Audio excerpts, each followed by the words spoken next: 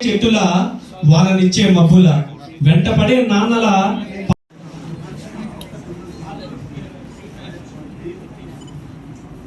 విసుగు చెందని మనసులు మావి, విరామ మెరుగులు వృత్తులు మావి. సంపాదించే వ్యాపారులు కాము, పాలించే నాయకులు కాము. చిన్న చూపు చూసిన చింతించాం, పెద్ద మనసు చేసిన గర్వించాం. సభ్యుల వారితో పాటు జడ్పీటీసీ గారైనటువంటి శ్రీ కాండ్రేట్ల నరసింహారావు గారు, అలాగే మండల ప్రెసిడెంట్ గారైనటువంటి హృదయపూర్వకంగా సాధారణంగా స్వాగతం పలుకుతున్నాం సార్. థ్యాంక్ యూ అండి.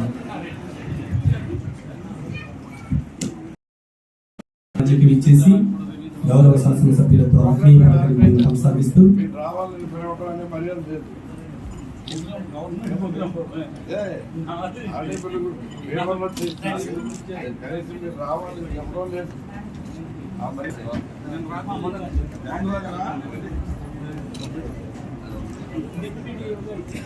శాసనసభ్యులు శ్రీ గంధి శ్రీనివాస్ గారు, రమణ గారు ముందుగా ప్లీజ్ దయవుంచి సహకరించాలి. ముఖ్య అతిథులందరూ కూడా అత్యంత మహారథుల ఆశీనులు కావాల్సిందిగా కోరుతున్నాం.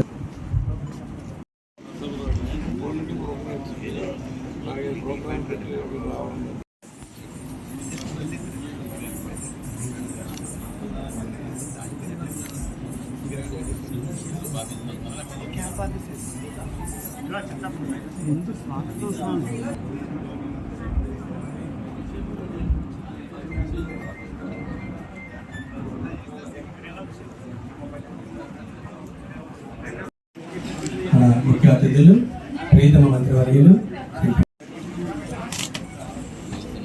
ఒకసారి ఈ కార్యక్రమంలో ముందుగా మా డ్యాన్స్ సార్ మీడియా మిత్రులు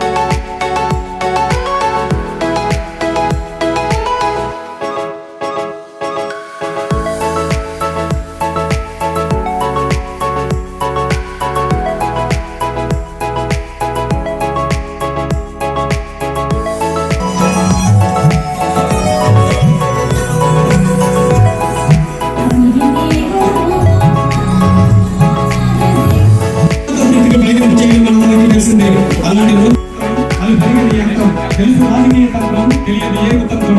వారే దేవాలయ ధర్మాదాయ శాఖ మంత్రులు మరియు ఉప ముఖ్యమంత్రి శ్రీ పుట్టి సత్యనారాయణ గారి సాధారణ వేదికను ఆహ్వానిస్తున్నారు. విశిష్ట అతిథి జిల్లా కలెక్టర్ శ్రీమతి పి ప్రశాంతి గారు ఐఏఎస్ వీరిని హృదయపూర్వకంగా వేదికను అలంకరించవలసిందిగా కోరి ప్రార్థిస్తున్నాము. పశ్చిమ గోదావరికి వచ్చారు మనందరి ఆడపడుచు. ఆమె జిల్లాకు వారి రాక ఉషోదయ కాంతి, ఆమె పేరు ఉంటే అభివృద్ధికి మనశ్శాంతి. ఆవిడ మన జిల్లా కలెక్టర్ శ్రీమతి పి ప్రశాంతి గారు. Please welcome to the dais madam. ఈ కార్యక్రమ సూత్రధారి పాత్రధారి అధికారుల అండదండలతో రాజు అన్ని పాఠశాలలకు సమగ్ర అభియాన్ ఫలాలను అందిస్తున్న విష్ణు. जय जय हे भगवती सुरभारती तव चरणौ प्रणमामः नाद ब्रह्ममये जय वागीश्वरे शरणं ते गच्छामः जय जय हे भगवती सुरभारती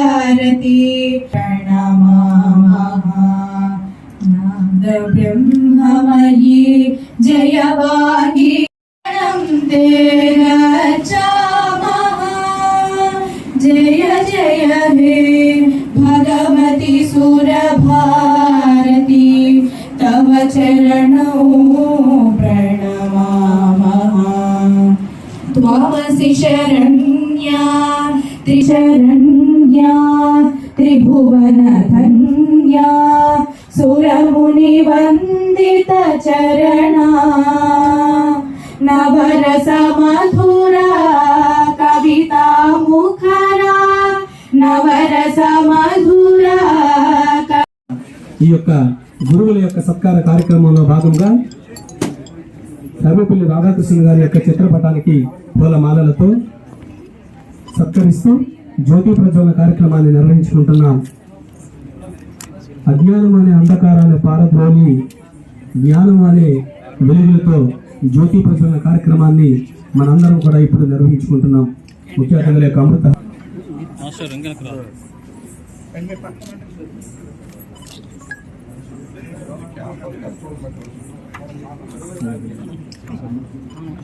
సార్ అక్కడ మీడియా వారు తప్పించి మిగిలిన వారు కొంచెం దూరంగా ఉండండి సార్ ప్లీజ్. మాస్టర్ ఒక ఫోటో తీసుకున్నాం.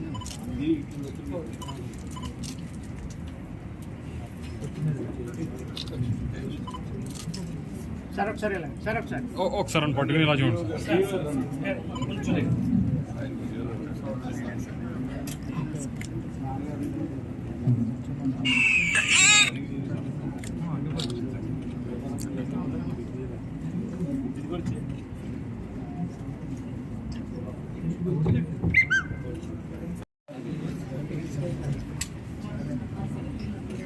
అమ్మా ప్రెస్ వారు తప్పించి మిగిలిన వారు దయవుంచి అక్కడ ఖాళీ చేయండి సార్ ప్లీజ్.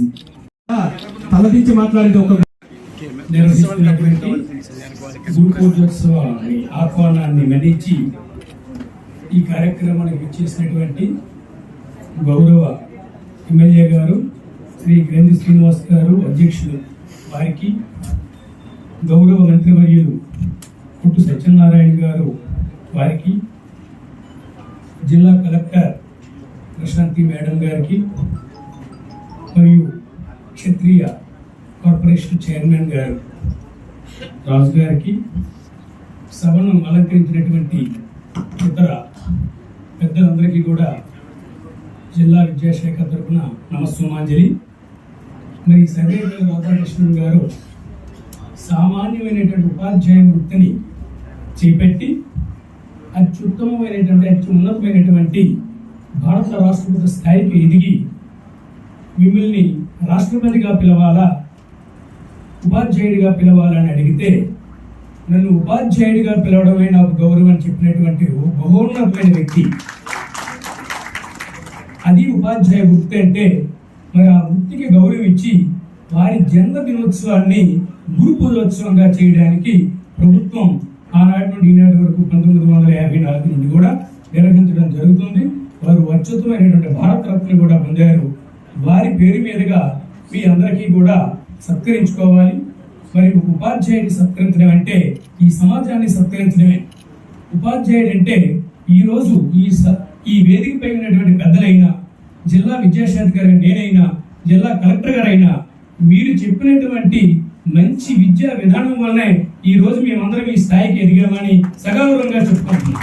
కలెక్టర్ గారు అత్యుత్తమమైనటువంటి మీకు సత్కరించడానికి ఈ రోజు ఇక్కడికి ఆహ్వానించడానికి స్థానిక ఎమ్మెల్యేకి వారు ఎటువంటి అవుతుంటారు. మనస్ఫూర్తిగా వారికి విద్యాశాఖ తరఫున నమస్కారం సార్. మరి గురు బ్రహ్మ గురు విష్ణు గురుదేవ మహేశ్వర గురు సాక్షాత్ పరబ్రహ్మ తస్మై శ్రీ గురుదేవ నమః. అంటే మన భారతీయ సంస్కృతిలో గురువుకి మన సమాజం ఇచ్చిన అత్యంత ప్రాధాన్యత ఈ యొక్క మన నాటి ద్వారా మనందరం కూడా తెలుసుకోవచ్చు. ఏదైతే సెప్టెంబర్ 5న మన భారత రాష్ట్రపతిగా, రెండవ రాష్ట్రపతిగా చేసిన సర్వేపల్లి రాధాకృష్ణ గారి పుట్టినరోజుని మనం ఏదైతే గురు పూజోత్సవంగా జరుపుకున్నామో దేశవ్యాప్తంగా, దీన్ని ప్రతి ఒక్కరు కూడా ఎంతో ఘనంగా ఒక పండుగలాగా, ఎందుకంటే మనం చెప్పుకున్నట్టు తల్లి తండ్రి మనకు జన్మనిస్తే మనల్ని వెలుగు వైపు, విద్య వైపు, విజ్ఞానం వైపు తీసుకెళ్ళిన గురువుని మనందరం కూడా గౌరవించుకుంటూ పూజించుకుంటున్నాం.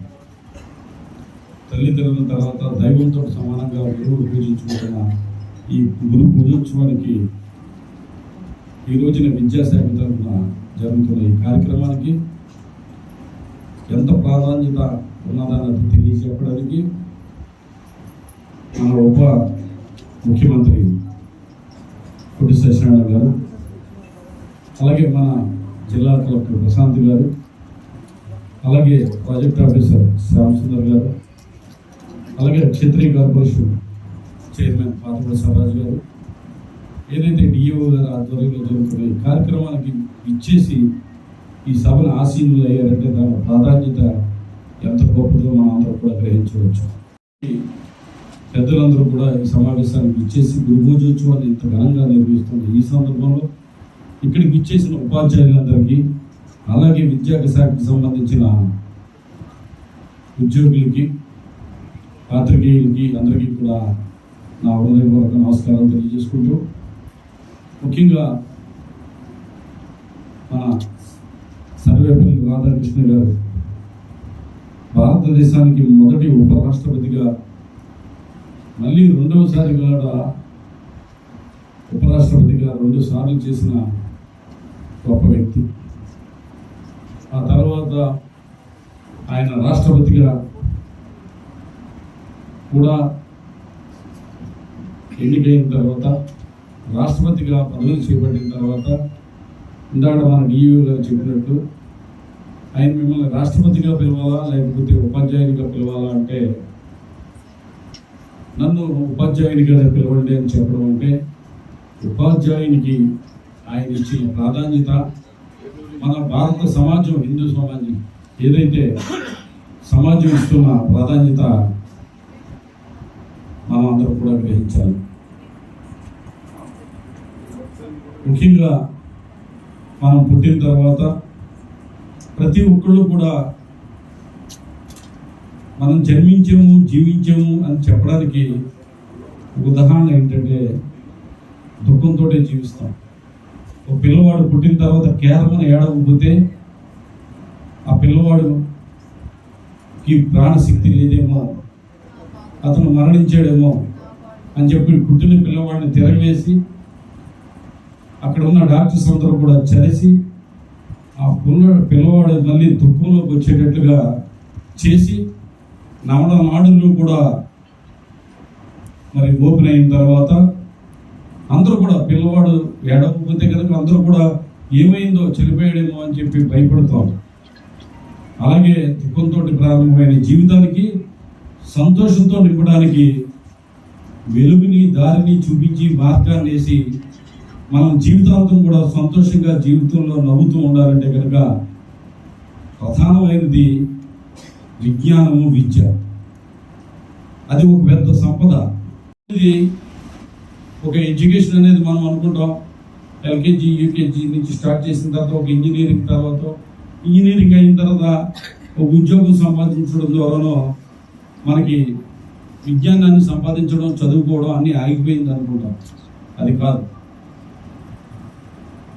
మనం చనిపోయే వరకు కూడా మనం ఇంకా ఎంతో విద్యార్థులుగానే ఉంటూ ఇంకా నేర్చుకోవాల్సింది, చదువుకోవాల్సింది, విజ్ఞానాన్ని సంపాదించవలసింది ఎంతో మిగిలిపోయే ఉంటుంది.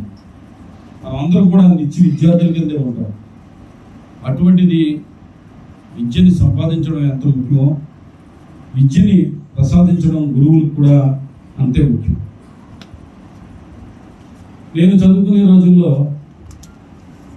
మరి మా క్లాస్కి అయితే కనుక సుమారు ఒక 70 మంది ఉండేవారు.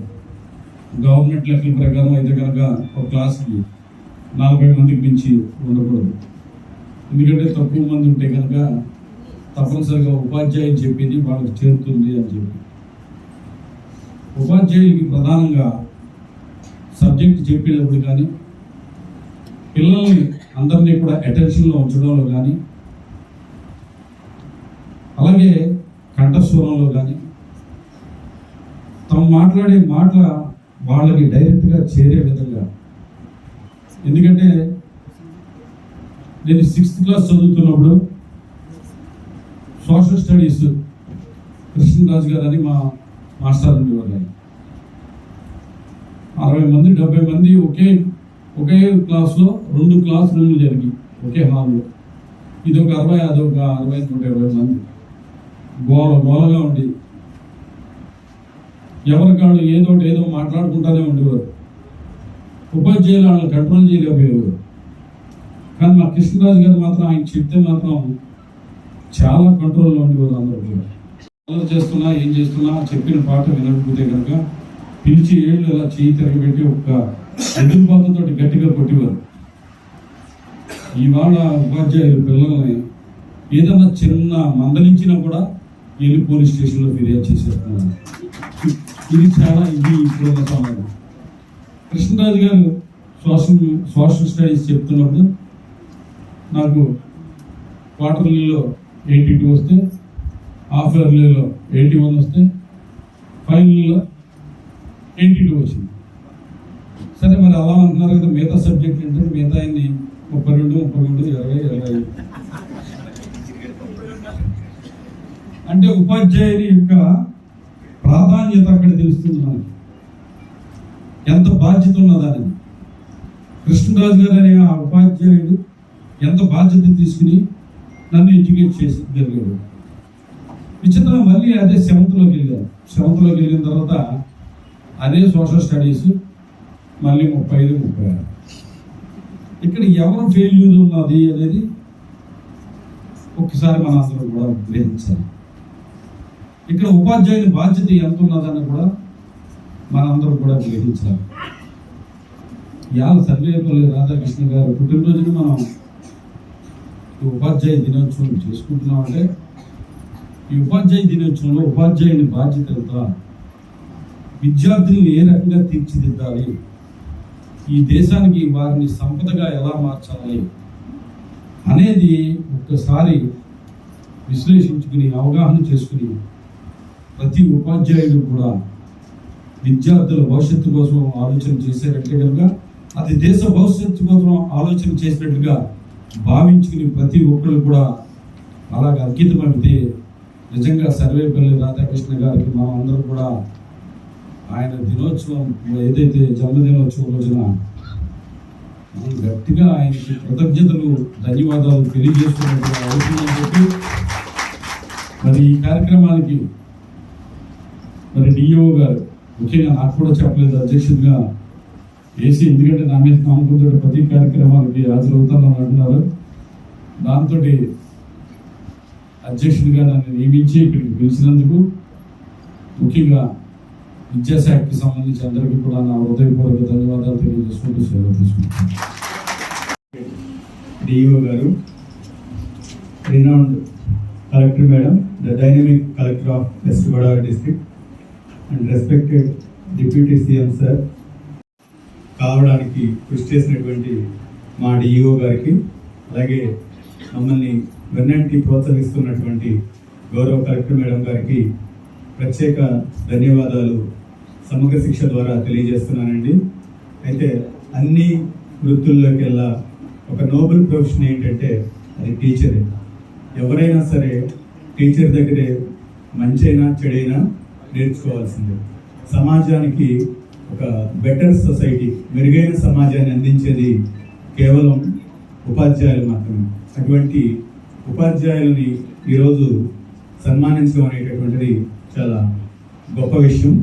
కాబట్టి మీకు ఏవైతే వర్క్స్ అసెస్ చేశారో ఆ అసెస్ చేసినటువంటి వర్క్స్లో మీ యొక్క స్కిల్ని ప్రూవ్ చేసుకున్నారు కాబట్టి ఈరోజు మీకు ఈ అవార్డ్స్ రావడం అనేటటువంటి జరుగుతుంది. అందరికీ ఈ రోజు యొక్క విశిష్టత తెలుసు. డాక్టర్ సర్వేపల్లి రాధాకృష్ణ గారి బర్త్డే. ఆ సందర్భంగా మన ఆ వృత్తిలో ఉండి ఉన్నతమైన సేవల్ని అందించి భావితరాలకి మంచి విద్యా కుసుమాలని అందించిన మీ అందరికీ, టీచర్స్ అందరికీ కూడా పూజ చేసుకునే కార్యక్రమం, అది గౌరవంతో. సో ఈ కార్యక్రమానికి మనం జిల్లా స్థాయిలో నిర్వహిస్తున్న ఈ కార్యక్రమానికి అధ్యక్షులుగా వహిస్తున్న స్థానిక ఎమ్మెల్యే గారు శ్రీ గంధి శ్రీనివాస్ గారికి, ముఖ్య అతిథిగా విచ్చేసి మీ అందరికీ అభినందించడానికి తన సమయాన్ని కేటాయించిన డిప్యూటీ సీఎం గారు శ్రీ కోటు సత్యనారాయణ గారికి, ఈ కార్యక్రమాన్ని ఆద్యాంతం నడుపుతున్న విద్యాశాఖ అధికారి, అలానే పిఓఎస్ఎస్ఏ శ్యామ్ సుందర్ గారికి, రమణ గారికి, అలానే మనకి ఈ కార్యక్రమానికి మరొక అతిథిగా వచ్చిన సర్రాజ్ గారు, ex MLA and Kshatriya corporation chairperson. ఈ కార్యక్రమానికి మరీ ముఖ్యంగా ఈ కార్యక్రమానికి కారకులైన టీచర్స్, మిమ్మల్ని ఎవరినైతే ఈరోజు సత్కరించాలి అనుకున్నామో వాళ్ళందరికీ, అలానే విద్యాశాఖకు సంబంధించిన అధికారులకు, ఇతర స్టాఫ్కి, మీడియాకి అందరికీ కూడా గురు పూజోత్సవ శుభాకాంక్షలు. ఇంతకు ముందు మాట్లాడుతున్న పెద్దలందరూ కూడా వారి వారి అభిప్రాయాల్ని చాలా చక్కగా వారు వ్యక్తీకరించారు. సో ఎవరు ఏ ఉన్నత స్థానంలో ఉన్నా, టీచర్ అయినా, ప్రెసిడెంట్ అయినా, కలెక్టర్ అయినా, ముఖ్యమంత్రి అయినా, గవర్నర్ అయినా, ఒక కూలీ పని చేసుకునేవాడైనా, ఎవరైనా ఒక్కప్పుడు ఒక స్టూడెంట్, అందరికీ వాళ్ళ వాళ్ళ జీవితాల్లో ఒక టీచర్ ఉంటారు. ఆ టీచర్ డైరెక్ట్గా పాఠాలు చెప్పే టీచర్ అవ్వచ్చు, మంచి బుద్ధులు నేర్పే టీచర్ అవ్వచ్చు, సన్మార్గంలో పెట్టే టీచర్ అవ్వచ్చు, చివరికి గుణపాఠాలు చెప్పే టీచర్ కూడా అవ్వచ్చు. సో ప్రతి ఒక్కరి జీవితంలో ఆ టీచర్ స్థానం అనేది అంత ప్రాముఖ్యమైనది. అందుకే సర్వేపల్లి రాధాకృష్ణ గారు ప్రెసిడెంట్ అయినప్పుడు ఆయన స్టూడెంట్స్ వెళ్ళి ఆయనకి సన్మానించడానికి టైం అడిగితే, నన్ను మీరు ప్రెసిడెంట్గా గుర్తించేదానికన్నా నా బర్త్డేని టీచర్స్ డేగా చేస్తే నేను చాలా సంతోషిస్తాను అని చెప్పారు. ఆయన గుర్తుగా మనం 1960 నుంచి టీచర్స్ డేని ఆయన బర్త్డే రోజు సెలబ్రేట్ చేసుకుంటూ ఉంటున్నాం. అంటే మీలో చాలామంది సర్వేపల్లి రాధాకృష్ణులుగా అవుతారు. అలానే సర్వేపల్లి రాధాకృష్ణ గారు ఎంతటి సేవలను అందించారో అలాంటి సేవలే మీరు కూడా అందిస్తారు అనే సౌద్దేశంతో టీచర్స్ గురించి, ఎడ్యుకేషన్ గురించి మనం ఎంత చెప్పినా కూడా చాలా తక్కువ. ఆ ఎడ్యుకేషన్ అందించే టీచరు లేకపోతే మన జీవిత గమనం అనేది సాగదు, ఒక దగ్గర ఆగిపోతుంది. సో నెక్స్ట్ లెవెల్కి వెళ్ళాలి అంటే మీరు ఎవరో ఒకరితో చెప్పబడాలి. అది మన మొదటి గురువు తల్లైనా అవ్వచ్చు, మనకి సన్మార్గంలో పెట్టే టీచర్ అయినా అవ్వచ్చు, లేకపోతే నాన్న అవ్వచ్చు, అన్న అవ్వచ్చు, లేకపోతే స్నేహితుడు అవ్వచ్చు. సో అలాంటి టీచర్స్ అందరినీ తలుచుకుంటూ మనం సెలబ్రేట్ చేసుకునే అవకాశం ఈరోజు మనకి ప్రభుత్వం కల్పించబడింది. టీచర్స్ గురించి చెప్తూ వస్తే అది చాలా మంచి నోబెల్ ప్రొఫెషన్, అందరికీ సేవలు అందించే వాళ్ళు అని ఇలా చెప్తూ అందరూ మనకి రకరకాలైన కంపారిజన్స్, ఎగ్జాంపుల్స్ ఇస్తారు. సో మనం చదువుకునే చదువుకి ఆద్యుడైన అరిస్టాటిల్, అదే గ్రీకు తత్వవేత్త, ఆయన ఏమన్నాడు అంటే, the person who knows do, the person who understand teach. So ఎవరికైతే విషయం గురించి తెలుస్తుందో వాళ్ళు చేస్తారు. ఎవరైతే విషయాన్ని అర్థం చేసుకుంటారో వాళ్ళు టీచ్ చేస్తారు. అంటే టీచర్ యొక్క అండర్స్టాండింగ్ ఖచ్చితంగా పక్కవాడి కన్నా బెటర్గా ఉంటుంది. మేము కూడా ఒక మీటింగ్ చెప్పాలి అంటే ప్రిపేర్ అయ్యి రాము, కానీ ఒక వర్క్ షాప్లో అటెండ్ అవ్వాలి అంటే ఆ జీవోకి సంబంధించిన బ్యాక్గ్రౌండ్ 1-2 సార్లు చదువుకొని మేము వస్తాం. ఎందుకు అంటే అక్కడ మేము చెప్పాలి, టీచ్ చేయాలి. సో టీచర్ అనేవారు ఎప్పటికప్పుడు తనని తను అప్డేట్ చేసుకుంటూ పిల్లలు కూడా అప్డేట్ అయినట్టుగా చేస్తారు.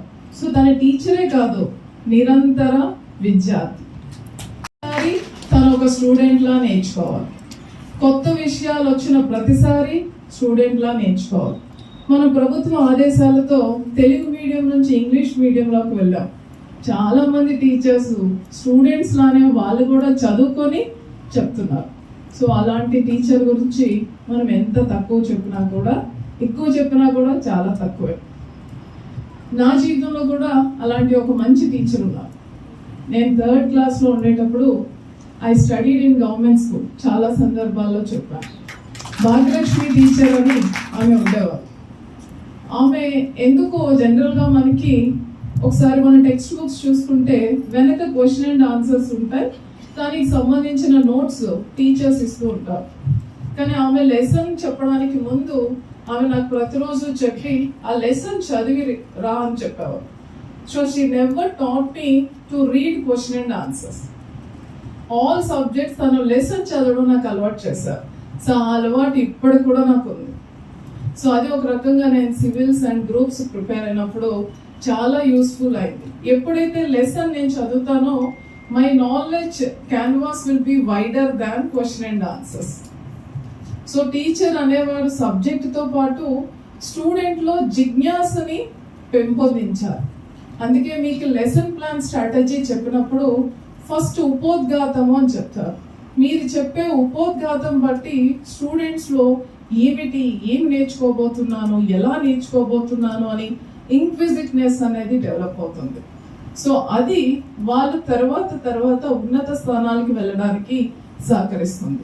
సబ్జెక్ట్ నేర్చుకోవడం కన్నా నేర్చుకున్నది తర్వాత ఏం జరుగుతుంది. అందుకే మనందరికీ ఉద్యమాల ఆద్యుడు మార్టిన్ లూథర్ కింగ్ తను ఏం చెప్పాడు అంటే, ఏదైనా సబ్జెక్ట్ చెప్పడం కాదు టీచర్ యొక్క వృత్తి, స్టూడెంట్స్లో థింకింగ్, అది ఎగ్జాస్టివ్ థింకింగ్ని అలవాటు చేయడం టీచర్స్ యొక్క వృత్తి. ఆలోచనలు కానీ ఆగిపోతే డెవలప్మెంట్ ఆగిపోతుంది. ఈ రోజు కన్నా రేపు మెరుగుగా మనం పనిచేయలేం, మెరుగుగా ఏది సాధించలేం. కాబట్టి ఆలోచన శక్తిని పెంపొందించాలి. అలా పెంపొందిస్తూ ఇంటెలిజెన్స్ ప్లస్ క్యారెక్టర్ రెండు కలిస్తేనే టీచింగ్, రెండు కలిస్తేనే ఎడ్యుకేషన్. సో ఎంత ఎడ్యుకేటెడ్ పర్సన్ అయినా క్యారెక్టర్ లేకపోతే వాల్యూ ఉండదు. ఒక చాలా వెల్తీ ఫ్యామిలీలో పుట్టిన అబ్బాయి చాలా మంచి స్కూల్లో చదువుకున్నాడు, చాలా మంచి ఎడ్యుకేషన్ క్వాలిఫికేషన్స్ ఉన్నాయి, కానీ వాల్యూ అండ్ క్యారెక్టర్ లేకపోతే తల్లిదండ్రులు ఇచ్చిన సంపదను కానీ తల్లిదండ్రులు ఇచ్చిన అకాడమిక్ క్వాలిఫికేషన్స్ కానీ తను యూజ్ చేసుకోలేడు. అవునా? అదే క్యారెక్టర్ ఉంటే సంపద అలానే క్వాలిఫికేషన్స్ రెండు ఉపయోగపడతాయి. సో మంచి క్యారెక్టర్ ఉండే ఒక సాఫ్ట్వేర్ ఇంజనీర్ ప్రజలకు ఉపయోగపడే డివైజెస్ చేస్తాడు, చెడ్డ క్యారెక్టర్ ఉండేవాడు హ్యాకింగ్ చేస్తాడు. అవునా? సో క్యారెక్టర్ కానీ చదువుకి తోడు కాకపోతే వాళ్ళకి వచ్చిన జ్ఞానం అలానే విజ్ఞానం ఏ మార్గంలో వెళ్తుందో తెలియదు. సో వాళ్ళని సరైన మార్గంలో పెట్టడానికి టీచర్ చిన్నప్పటి నుంచే వాల్యూస్ని నేర్పిస్తూ ఉంటారు. ఇంతకుముందు ఎమ్మెల్యే గారు మాట్లాడుతూ కృష్ణంరాజు మాస్టర్ గారు వస్తే అందరూ సైలెంట్గా ఉండేవారు అని, దాని అర్థం క్రమశిక్షణ. సో ఇప్పుడు కూడా నేను డిస్ట్రిక్ట్ కలెక్టర్ అయినా మా పాప ఏదైనా వినాలి అని అంటే మీ టీచర్తో చెప్తాను అన్నారు. అలా అంటేనే వింటుంది. తనకి టీచర్ ఏం చెప్పారో అది పర్ఫెక్ట్, అది తప్పు కాదు. ఒకరోజు తన ఎగ్జామ్ ఆన్సర్ షీట్లో కొంచెం తప్పుగా కరెక్ట్ చేస్తే ఇది కాదమ్మా ఇదన్నా షీ నెవర్ కన్విన్స్డ్. ఆమె అసలు వినలేదు. నువ్వు మా టీచర్ని తప్పు అంటావని తను ఒకరోజు నాతో మాట్లాడడం కూడా మానేసింది. సో టీచర్ అంటే పర్ఫెక్ట్. టీచర్ అంటే డిసిప్లిన్. సో ఒక వ్యక్తికి జీవితంలో వచ్చిన కరెక్టివ్ బిహేవియర్ కానీ డిసిప్లైన్ కానీ ఖచ్చితంగా వాళ్ళ టీచర్స్ అమ్మా నాన్నల్లో ఎంత రోల్ పోషిస్తారో అలానే అంతే రోల్ టీచర్స్ కూడా పోషిస్తారు. సో వాళ్ళ మీద ఉన్న బాధ్యత చదువు చెప్పడం ఒకటే కాదు, మంచి గుణవంతుల్ని సమాజానికి అందించడం. అలానే తల్లిదండ్రులకైతే నా బిడ్డ అనే స్వార్థం ఉంటుంది, కానీ మీకు అందరు బిడ్డలు మీ బిడ్డలు కాబట్టి మీ కుటుంబం చాలా విశాలమైంది. అది కూడా సంవత్సరం కొత్త కుటుంబం కూడా వస్తూ ఉంటుంది. సో ఇంతమందికి ఇన్ని విధాలుగా సేవలు చేస్తున్న మీకు సత్కరించుకోవడం నిజంగా ఒక మంచి అవకాశం. ఒక రకంగా చెప్పాలంటే వీఆర్ రియల్లీ ప్రివిలేజ్.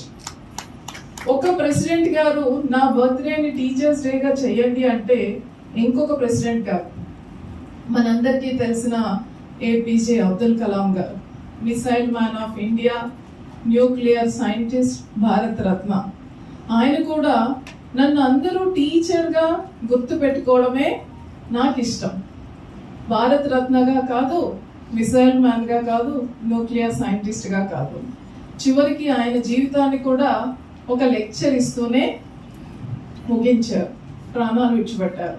సో ఒక ప్రెసిడెంట్ బర్త్డేని మనం టీచర్స్ డేగా చేసుకుంటే, ఒక ప్రెసిడెంట్ నన్ను టీచర్గానే గుర్తు పెట్టుకుంటే చాలా గొప్ప విషయం. అంటే మీరు చేస్తున్న బాధ్యత, మీరు నిర్వహిస్తున్న బాధ్యత భారత ప్రెసిడెంట్ కన్నా గొప్పది. అలాంటి స్థానంలో మిమ్మల్ని, మీ ద్వారా పిల్లలని, అంటే మీరు పంచే విద్యా బుద్ధుల ద్వారా మంచి పిల్లల్ని, భావితరాలని చూస్తామని ఆశిస్తూ ఈ చక్కటి కార్యక్రమంలో నన్ను పాలుపంచుకునే అవకాశం ఇచ్చినందుకు ధన్యవాదాలు తెలుపుకుంటూ మీ అందరికీ కూడా నమస్కారం. గురు పూజోత్సవం మనందరి ప్రీతమ రాష్ట్రపతి అనే కంటే కూడా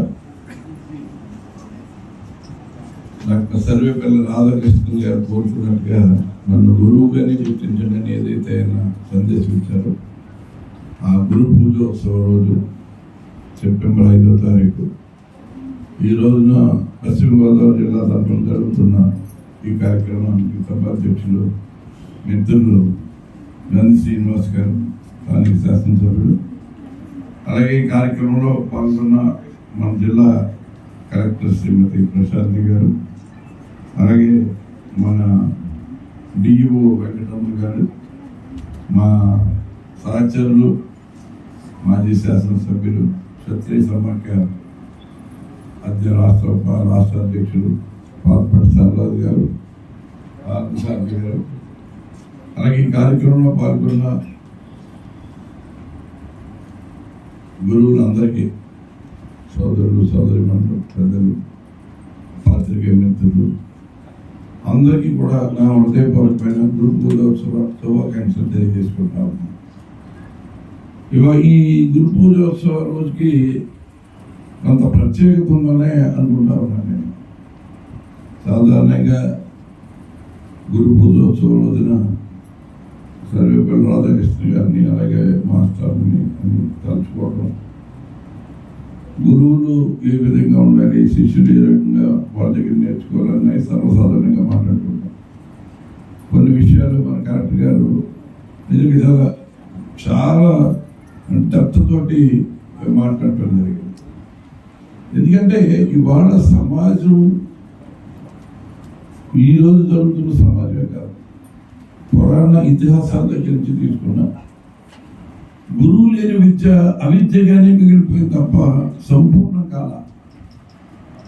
ఇప్పుడు ఆది గురువు మనం శంకరాచార్య గారన్నా, విశ్వగురువు శ్రీకృష్ణ పరమాత్మను చూసుకున్నాం. ప్రతి ఒక్కరు కూడా గురువు ద్వారానే, గురువు ఉపదేశం ద్వారానే మనం విద్య నేర్చుకుంటేనే ఆ విద్యకి సార్థకత ఉంటుంది అన్నది మనకి సమాజం కానీ పెద్దలు కానీ నేర్పిన విషయం. గురువుగా ఇందాక మేడం చెప్పారు, చదువు చెప్పేవాళ్ళు ఒకళ్ళే గురువు అని కాదు.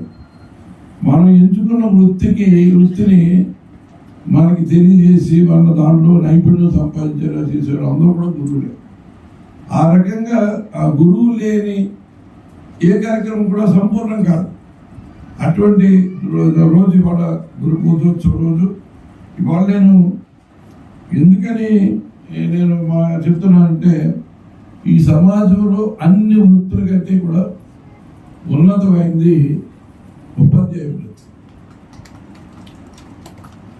ఎందుకంటే ఇవాళ ఉపాధ్యాయుడిగానే కాదు, ఒక డాక్టర్గా, లేకపోతే ఒక ఇంజనీర్గా, లేకపోతే ఇంకా ఏదైనా ఉన్నత చదువుకున్న వాళ్ళు చూస్తే ఒక డాక్టర్గా ఆయన చేసిన వైద్యం వికటిస్తే, 1-2 సార్లు వికటిస్తే ఆయన దగ్గరికి వెళ్తాం, అసలు ఇంకా మంచి డాక్టర్ దగ్గరికి వెళ్తాం. ఒక మంచి ఆర్కిటెక్ట్ దగ్గరికి వెళ్ళి ఆయన దగ్గర బిల్డింగ్ ప్లాన్ ఎంచుకుంటే ఆయన సక్రమంగా చేస్తే బాగా చేసేంటారు, లేకపోతే ఆయన సరైన క్వాలిటీ లేదని పక్కన పెట్టేస్తారు. దానివల్ల సమాజానికి పెద్ద చెడ్డ జరగదు. కానీ ఒక గురువు కనుక తన గురువు శిక్షణలో తయారు చేసే శిష్యుల్ని సక్రమమైన మార్గంలో తయారు చేయకపోతే కొన్ని తరాలు నష్టపోతాయి. కాబట్టి గురువుగా మనం బాధ్యత తీసుకున్నప్పుడు అది అత్యున్నతమైన బాధ్యతగా ప్రతి మాస్టర్ కూడా గుర్తించి మనం బోధించే పిల్లలకి డిసిప్లిన్తో పాటు ప్రతి విషయం మీద అవగాహన కల్పించే దిశగా మనం తయారు చేస్తేనే భారతదేశం అవుతుంది, దేశానికి ఒక మంచి పౌరుల్ని అందించినట్టుగా అవుతుంది. ఇది దయచేసి ప్రతి ఒక్కరు కూడా గుర్తించుకోవాల్సిన విషయం. కూడా పర్వాలేదు, కానీ అంకిత భావం తప్పిన మరి శిక్షణ మాత్రం అది మరి క్షమానం కాదు. ప్రతి ఒక్కరు కూడా ఈ విషయాన్ని గుర్తుపెట్టుకోవాల్సిన అవసరం ఉందన్న విషయాన్ని ఈ సందర్భంగా మీకు నేను మనవి చేస్తున్నాను. అలాగే ఉపాధ్యాయ వృత్తిలో ఎంతో పవిత్రమైన వృత్తిగా మీరందరూ కూడా ఎంచుకున్నందుకు మీ విధుల్లో మీరందరూ కూడా ఎంతో ఉన్నత స్థానానికి చేరుకుని ఇవాళ ఒక మంచి గురువులుగా ఈ గురు పూజోత్సవంలో ఉత్తమ గురువుగా సన్మానింపబడే వారందరికీ కూడా నా హృదయపూర్వకమైన మరి శుభాకాంక్షలు, ధన్యవాదాలు తెలియజేస్తున్నాను. ఇవాళ మరి గురువుగా ఎంచుకున్న మీ అందరికీ నేను మనస్ఫూర్తిగా నా హృదయపూర్వకమైన నమస్కారాలు తెలియజేస్తున్నాను. ఎందుకంటే శ్రీనివాస్ గారు చెప్పిన, మన మేడం చెప్పిన, గురువుగా మీరు ఎంచుకున్న వృత్తి ఏదైతే ఉందో అది చాలా పవిత్రమైన వృత్తి. ఆ వృత్తికి మనం సంపూర్ణ న్యాయం చేసేలాగా ఉండాలి. ఇవాళ వాస్తవంగా ఇవాళ మన ముఖ్యమంత్రి గారు కూడా ఒక రకంగా మీరు ఆలోచన చేస్తే విద్యని ఏ రకంగా నేర్పాలి, విద్యార్థులు ఎవరితో పోటీ పడాలి అన్నది ఆయన ఆలోచన విధానం చూడండి. వాళ్ళ ముందుగా ఆయన ఏం చేయాలి, 4 స్కూల్స్ అన్ని కూడా సమూలంగా బాగు చేసి అన్ని సౌకర్యాలు కలగజేసి ఒక కొత్త వాతావరణాన్ని అక్కడ ఏర్పాటు చేసి అటు గురువులకు కానీ ఇటు విద్యార్థులకు కానీ ఒక ఆహ్లాదకరమైన వాతావరణంలో అక్కడ శిక్షణ సాగాలని ఆయన మొట్టమొదటిగా కోరుకుని, నాడు నేడు అని నిన్న ఎలా ఉందో స్కూలు ఈరోజు ఎలా ఉందో తెలియజెప్పేలాగా ఒక ప్రోగ్రామ్ని, ఒక ప్రతిష్టాకరమైన ప్రోగ్రామ్ని తీసుకోవడం జరిగింది. దానికి సంబంధించిన స్కూల్కి సంబంధించిన అన్ని సౌకర్యాలు కలిగిస్తారు. అలాగే పిల్లల్లో వయసుకు తగ్గ ఎదుగుదల సరిగా ఉండట్లేదు. ఏం చేస్తే వాళ్ళు ఎదుగుదల బాగుంటుందని ఆలోచన చేసి సరైన పోషణ లేక మనం అందించే ఆహారంలో వాళ్ళకి సరిపడా న్యూట్రిషన్స్ లేకుండా లేని మూలంగా ఎదుగుదల లేదని గుర్తించి ఇవాళ డబ్బుకి వెనకాడకుండా ఎంత ఖర్చు అవుతుందని చూడకుండా జగనన్న గోల్డ్ మూత ద్వారా మరి 6 రోజులు కూడా మరి జగనన్న గోల్డ్ మూత ద్వారా విద్యార్థులందరికీ ఆయన భోజనం మధ్యాహ్నం మిడ్ డే మీల్ పెట్టే విధానం. అంటే అది ఒకటే కాదు, ఇవాళ ఆయన ఉద్దేశం ఏంటంటే సమాజంలో ఉన్న ప్రతి విద్యార్థులు ప్రతి బాలిక కూడా చదువులై ఉండాలి, లిటరసీ రేటు పెరగాలి, ప్రతి ఒక్కళ్ళు చదువుకోవాలి అని స్కూలుకి రప్పించే విధంగా మాటలు మాత్రమే కాకుండా అమ్మఒడి కార్యక్రమాలు పెట్టి ప్రతి తల్లి తండ్రి తమ పిల్లల్ని స్కూల్కి పంపు తీరాలి, నువ్వు స్కూల్కి పంపించిన రోజే నీకు అమ్మఒడి ద్వారా నీకు ఆర్థిక సాయం అందుతుందన్న ఒక ఆ తల్లిదండ్రులకు ఒక ప్రోత్సాహకరమైన వారి బహుమతి రేఖ ఆ తల్లికి ఇచ్చి పిల్లల్ని ఈ మరి అటెండెన్స్ పెంచేలాగా చేసే విధానం. ఒక ఈ గవర్నమెంట్ స్కూల్లో గతంలో చదువుతున్నప్పుడు వాళ్ళందరూ చూస్తూ ఉండేవారు. ప్రైవేట్ కాన్వెంట్లో ఏదో ఒక డిసిప్లిన్, ఒక కాన్వెంట్కి సంబంధించిన ఒక డ్రెస్ కోడ్, ఏదో ఒక బ్యాగ్, అందరూ కూడా ఏమన్నా కాంపిటేటివ్గా ఉంది కాబట్టి అందరూ బస్సుల ద్వారా పిల్లల్ని కలెక్ట్ చేసి తీసుకెళ్లే విధానం ఇవన్నీ చూస్తే గవర్నమెంట్ స్కూల్లో చదివిన విద్యార్థులకి ఒక అభద్రత ఏంటో మనం కూడా చదువుకున్నాం, కానీ మనకు స్కూల్ బ్యాగ్ లేదు, కనీసం కాలేజ్ చెప్పులు కూడా లేవు. వాళ్ళంతా బూట్లు వేసుకుని స్కూల్ బ్యాగ్ వేసుకుని మంచి యూనిఫామ్తో వెళ్తారని ఆ చిన్న పిల్లల లేత మనసులో ఒక కష్టం అలా కనిపించదు, కానీ పైకి చెప్పుకోలేని పరిస్థితి పేదరికం. ఇవాళ మహానుభావుడు ఈ రాష్ట్ర ముఖ్యమంత్రి గారు ఆయన తీసుకున్న నిర్ణయం జగనన్న విద్యా కానుక ద్వారా రాష్ట్రంలో ఏ స్కూల్లో ఎలా ఉంటుందో, ఏ కాన్వెంట్ ఎలా ఉంటుందో నాకు తెలియదు, కానీ ఇవాళ ప్రభుత్వ స్కూల్, ఆ ప్రభుత్వ స్కూల్లో చదివే విద్యార్థులకి డ్రెస్ కోడ్తో సహా ఒక షూస్ దగ్గర నుంచి టై వరకు బెల్ట్ దగ్గర నుంచి ఒక విద్యా కానుక ద్వారా ఒక స్కూల్ బ్యాగ్, దాంట్లో ఉన్న క్వాలిటీ నోట్ బుక్స్, టెక్స్ట్ బుక్లు, అలాగే ఇవాళ నూతనంగా ప్రవేశపెట్టి ప్రపంచంతో పోటీ పడే విద్యార్థుల్ని మన గవర్నమెంట్ స్కూల్లో తయారు చేయాలనే ఉద్దేశంతో బయలాంగ్వేజ్ ఏదైతే మనం ఆంగ్ల విద్యని మనం 1వ తరగతి నుంచి మొదలు పెడతాము, కొన్ని సంవత్సరాల వరకు ఆ కన్ఫ్యూజన్ వాళ్ళకి ఉంటుంది. కాబట్టి ఆ కన్ఫ్యూజన్ లేకుండా ఉండడం కోసం టెక్స్ట్ బుక్ లో ఒక పక్కన ఇంగ్లీష్ ఉంటే ఒక పక్క తెలుగులో వాళ్ళకి అర్థమయ్యేలాగా ఆ తర్జుమా చేసుకునే కెపాసిటీ ఇంటర్నల్ గా వాళ్ళకి డెవలప్ అయ్యేలాగా ఇవాళ ఆ టెక్స్ట్ బుక్ కూడా ఇచ్చి, ఇవాళ ఒక డిక్షనరీ వాళ్ళు ఇప్పటి నుంచే తర్జుమా చేసుకోవడానికి, అర్థం చేసుకోవడానికి ఉపయోగపడేలాగా ఒక డిక్షనరీ కూడా ఆ కిట్లో పెట్టి విద్యార్థులకి మరి ఆ చదువు అని చెప్తా ఉన్నారు. అంతేకాదు మరి ఇంగ్లీష్ మీడియంతో పాటు ఎంత దూరదృష్టితో ఆలోచిస్తున్నారంటే ఆయన 8th క్లాస్ వచ్చేవరకు వాళ్ళు ఇంకా వాళ్ళ స్టాండర్డ్, నేషనల్ స్టాండర్డ్స్కి బదిలీ. వాళ్ళు గత ప్రభుత్వాన్ని ఒకసారి కంపేర్ చేయండి, మాస్టర్లు మీరు అందరూ ఉన్నారు కదా. ప్రభుత్వ స్కూల్స్ ని ఎంత డిస్కరేజ్ చేసి ప్రైవేట్ యాజమాన్యంలో పెట్టడానికి ఆనాడు ప్రభుత్వం ప్రయత్నం చేస్తుంది. ఆవిడ ఆ నారాయణ, శ్రీ చైతన్య స్కూల్స్ ని ఎంకరేజ్ చేస్తూ మొత్తం వ్యవస్థ అంతా వాళ్ళ చేతుల్లో ఉంటే జరిగిన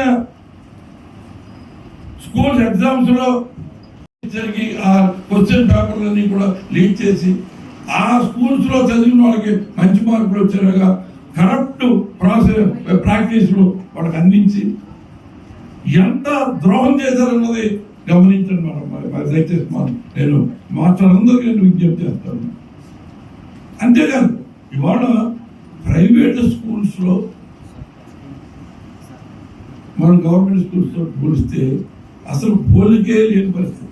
ఎందుకంటే ప్రైవేట్ గవర్నమెంట్ లో ఉన్న మాస్టర్స్ ఎవరు క్వాలిఫైడ్ టీచర్స్ ఎవరు కాదు, కానీ మన గవర్నమెంట్ స్కూల్స్ లో ఉన్న టీచర్స్ అందరూ కూడా క్వాలిఫైడ్ టీచర్స్. క్వాలిఫైడ్ అనే కాదు, మెరిట్ లో సెలెక్ట్ అయ్యి మీరు టీచర్స్ గా నియమించబడినారు.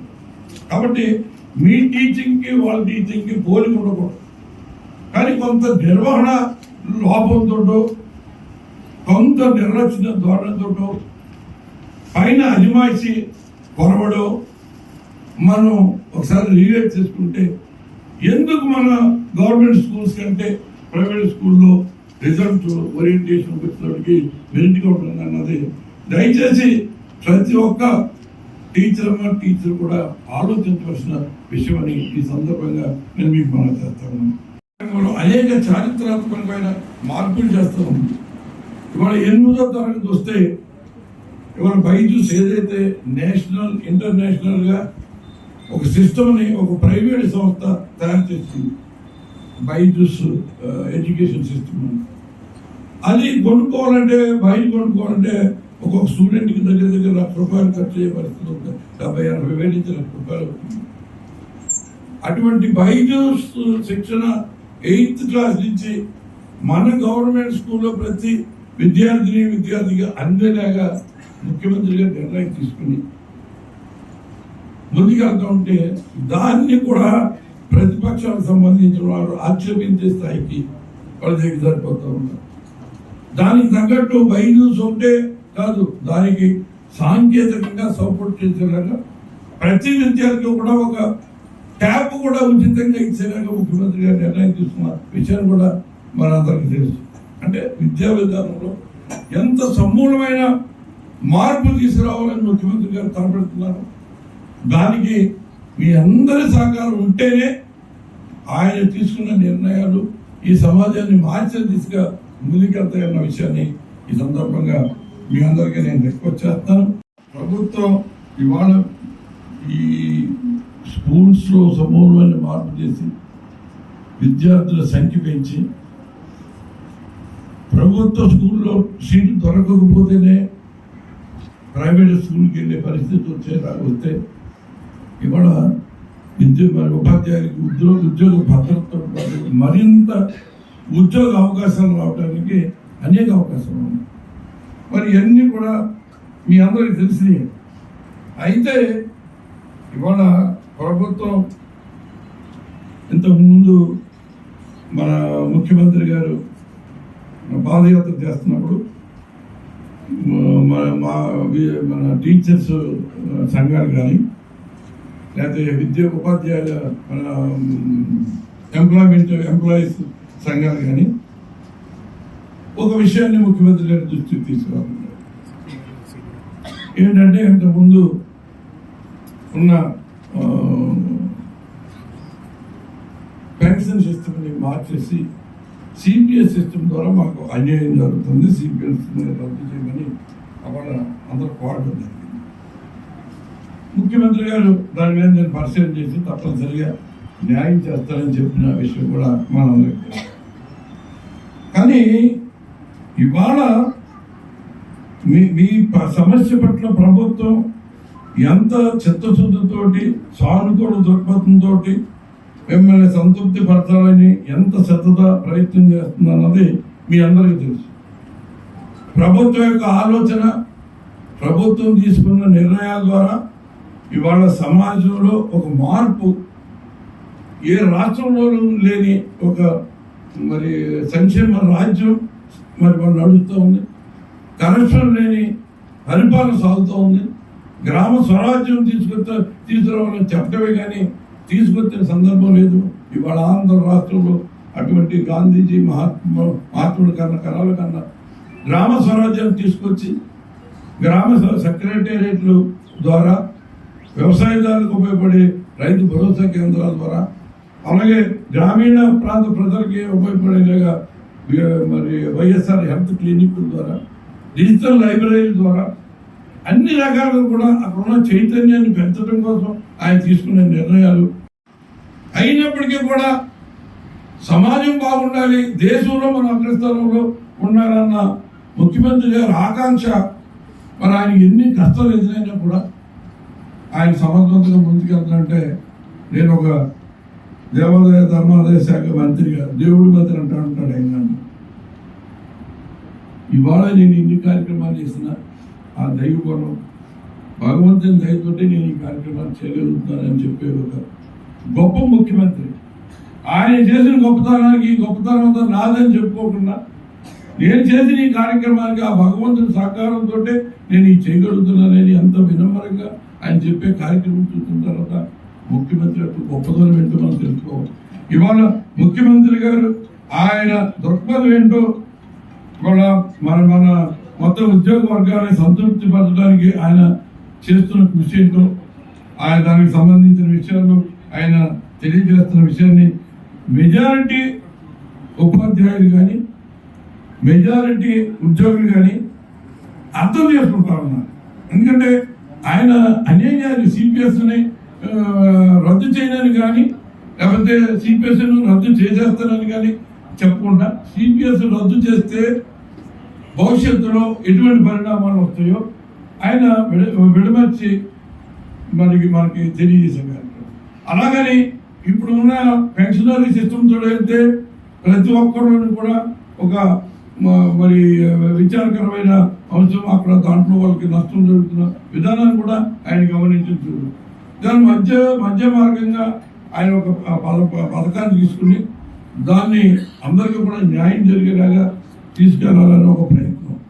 దయచేసి దీంట్లో చాలా మంది మెజారిటీ శాతం అందరూ కూడా ముఖ్యమంత్రి గారి యొక్క పరిస్థితిని అర్థం చేసుకుని, రాష్ట్ర ఆర్థిక పరిస్థితిని అర్థం చేసుకుని అందరూ కూడా సమర్థించిన కొన్ని రాజకీయ పార్టీలకు సంబంధించి అందరూ కూడా కొంతమంది పార్టీ రంగు పురుగుకొని రెచ్చగొట్టే విధంగా పిలుపునిస్తా ఉన్నారు. ఇది కొంత బాధ కలిగే అంశం. దయచేసి అర్థం చేసుకోండి. మనం ఏదో పిలుపునిచ్చి ముఖ్యమంత్రి గెలవ చేద్దాం, ముఖ్యమంత్రి గారి గృహాన్ని ముట్టడి చేద్దాం అని రాజకీయ రంగంతోటి ఇటువంటి పిలుపుల ద్వారా మనం సాధించేది ఏంటో దయచేసి మిమ్మల్ని ఒకసారి ఆలోచించాలని పెద్దలందరినీ కూడా నేను వినమ్రంగా అడుగుతా ఉన్నాను. ఇవాళ ప్రభుత్వ విద్యారంగంలో సమూలమైన మార్పులు ఎన్నో చారిత్రక నిర్ణయాలు తీసుకున్నారంటే అది మీ మీద నమ్మకంతో మీరు సమర్థవంతంగా అమలు చేయగలుగుతారు, ఈ సమాజాన్ని మార్చగలుగుతారని ముఖ్యమంత్రి గారి నమ్మకం. అటువంటి నమ్మకాన్ని మీరు నిలబెడతారని నేను మీ అందరికీ మనవి చేసుకుంటూ, ఇవాళ గురువులందరూ ప్రభుత్వ దూరదృష్టి విద్యా వ్యవస్థలు మీకు పిల్లలకి అనుకునే విస్తృతమైన ప్రయోజనాలని దృష్టిలో పెట్టుకుని వృత్తి పట్ల పునరంకితం అవ్వాలని అభ్యర్థిస్తూ ఆశిస్తూ మీ అందరి దగ్గర నేను సెలవు తీసుకున్నాను. ప్రణోదేవి సరస్వతి వాది భర్గదేవతి ధీనామ విక్రయ క్షీర సముద్ర రాజకనయాం శ్రీరంగధామేశ్వరీ దాసీభూత సమస్త దేవవనితాం లోకైక దీపాంకురాం శ్రీమన్మంద కటాక్షరబ్ధవభవ బ్రహ్మేంద్ర గంగాధరాం త్వాం త్రైలోక్య కుటుంబినీం సరసిజాం వందే ముకుంద ప్రియాం సుభలక్ష్మీర్మోక్షలక్ష్మీ సరస్వతి శ్రీలక్ష్మీర్వరలక్ష్మీశ్చ ప్రసన్నా మమ సర్వదా శరదిందు సమాకారే పరబ్రహ్మస్వరూపిణి వాసరాపీఠ నిలయే సరస్వతీ నమోస్తుతే.